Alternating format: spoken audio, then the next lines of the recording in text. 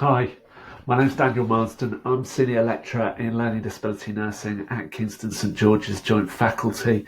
I'm really pleased to be able to introduce John and Bob. John works for the Challenging Behaviour Foundation as a positive behavioural supports workshop organiser, and Bob is retired now but has a long history in working in education with children, young people and young adults with special needs.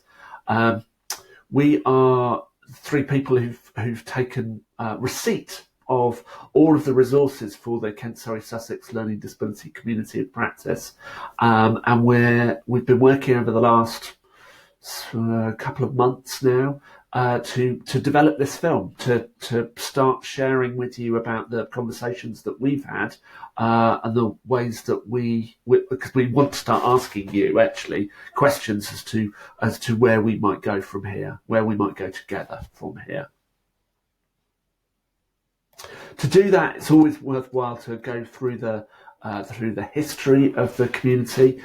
So, it was started 7 years ago at Chatham Maritime, not very far away from where I'm sitting now. It was set up by local people, including people with learning disabilities, so it was an inclusive community of practice, and was spearheaded in particular by East Kent Hospitals and Canterbury Christchurch, and the community had a particular relationship with the then England Centre for Practice Development that was based in Canterbury Christchurch.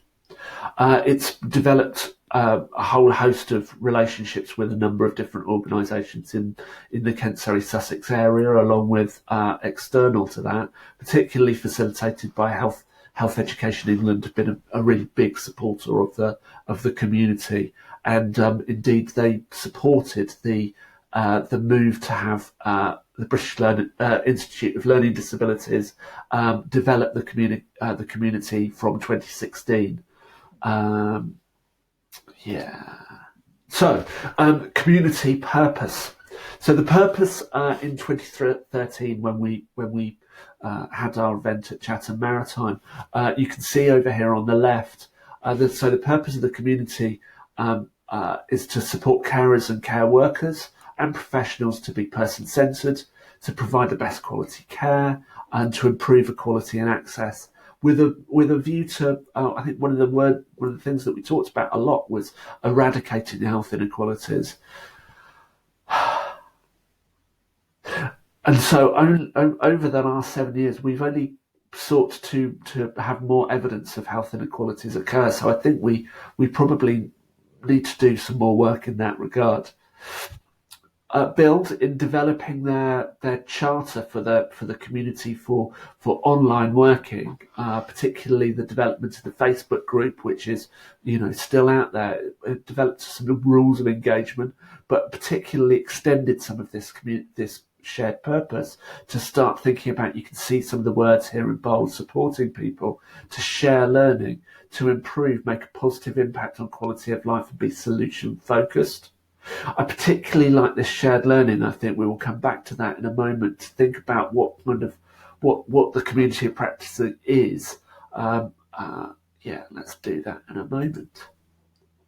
So where are we now? Well, as we said, the community of practice was handed back to the community by Build in June, and since then, John and Bob and I have been talking about the ways forward, and so we're really eager now to get everybody's involvement, and we will talk about how we'll do that in a moment.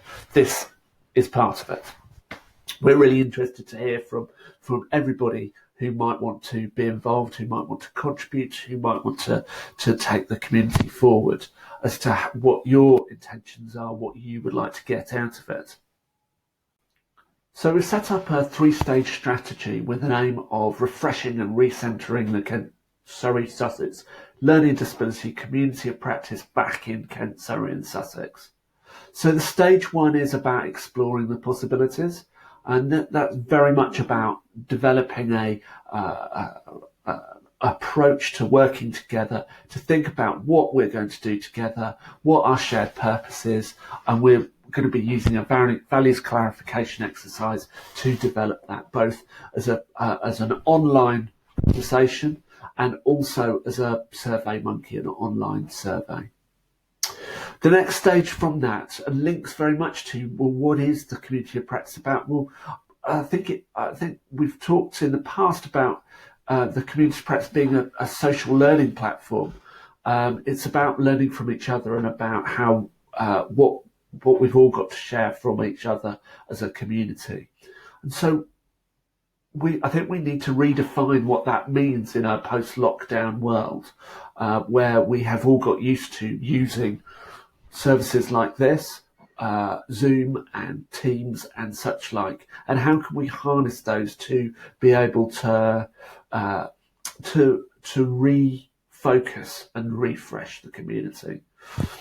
And then the third stage is about renewing the relationships. So a community is great in an online world, but we can see through some of the challenges that we see in online communities that they have their own particular idiosyncrasies and challenges in particular. And so we really think that there's an opportunity to refresh and renew the relationships in a face-to-face context in summer 2021, and that's something that we're aiming towards. And we hope that you'll be able to join us within that. So the community is in your hands. I'm really interested, we're all really interested in how the community practice can work for you. More importantly, how it works for us, how it works for all of us in supporting people with learning disabilities and families to get the best health and happiness that they can. So to do that, we need to provide some continuing professional development opportunities. We recognise that the power in the community is through the network, and that we recognise that there's social activities and online events and local get-togethers, and the central annual conference might be really helpful and supportive with that. We really want to hear what you have to say in relation to that and how we can explore this together. Along with this presentation, there is the Survey Monkey link, which will be available to you, and we will make sure that we will get that out to everybody. Thank you ever so much for taking the time to get to the end of this film, and we'll really look forward to hearing from you either in an online way or on the Zoom Teams call in September, and we look forward to seeing you at some point too, face to face. Thanks very much. Bye-bye.